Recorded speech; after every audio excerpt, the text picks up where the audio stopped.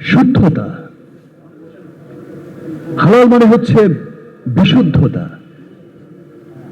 হালাল মানে হচ্ছে পবিত্রতা, হালাল মানে হচ্ছে মনের ভেতর এক অপার শান্তি, এক প্রশান্তি।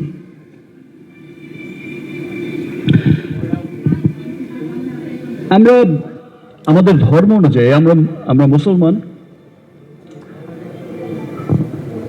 মুসলিম ধর্ম অনুযায়ী আমরা অনেকেই হয়তো ভাবি, আমাদের দেশের অনেকেই হয়তো ভাবে যে হালাল পণ্য শুধুমাত্র মুসলমানদের জন্য বা মুসলিম দেশগুলোর জন্য, মুসলিম সমাজের জন্য। কিন্তু ব্যাপারটা কিন্তু তাই নয়। হালালের আরেকটা অর্থ আছে। হালাল আরেকটা সবচেয়ে বড় অর্থ যেটা বহন করে সেটা হচ্ছে রকম, হালাল মানে হচ্ছে সমস্ত রকম ক্ষতিকারক উপাদান থেকে মুক্তি। যত রকম ক্ষতিকারক উপাদান আছে যেটা মানুষের জন্য অত্যন্ত ক্ষতিকারক, সেই সমস্ত রকম ক্ষতিকারক উপাদান থেকে মুক্তির আরেক নামই হচ্ছে হালাল।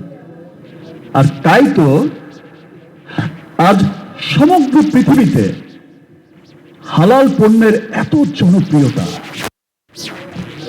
আমরা বিএসটিআই এর রেবেকা ম্যাডামের কাছ থেকে যেটা আপনারা সকলেই দেখলেন, জানলেন, শুনলেন, যে হালাল পণ্য শুধু আমাদের মুসলিম দেশগুলোর মধ্যে সীমাবদ্ধ নয়। হালাল পণ্য শুধু আমরা মুসলিমরাই ব্যবহার করি না, হালাল পণ্য সমস্ত পৃথিবীতে যত অমুসলিম দেশ আছে, যত জাতি, ধর্ম, বর্ণ নির্বিশেষে সমস্ত মানুষের কাছে এখন জনপ্রিয়, সবচেয়ে জনপ্রিয় পণ্য হচ্ছে হালাল পণ্য।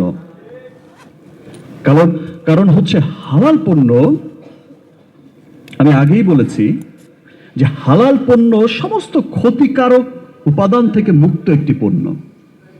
মানুষের জন্য যা ক্ষতিকারক সেই সমস্ত কিছু থেকে মুক্ত পণ্য হচ্ছে হালাল পণ্য। আর তাই তো সমস্ত মানুষ, সমস্ত ধর্ম, বর্ণ, ধর্ম নির্বিশেষে সমস্ত মানুষের কাছেই জনপ্রিয় হয়ে উঠেছে হালাল পণ্য। কারণ একটি হালাল পণ্য তৈরি হয়, দেখেন যে অন্যান্য পণ্যের ক্ষেত্রে হয়তো অনেক সহজ হয়ে যায় সার্টিফিকেট পাওয়া,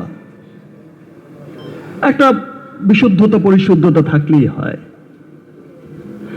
কিন্তু একটি হালাল পণ্য উৎপাদনের ক্ষেত্রেও তাকে কিন্তু অনেক ক্রাইটেরিয়া মেনটেন করে তারপর সেই পণ্যটি উৎপাদন করতে হয়।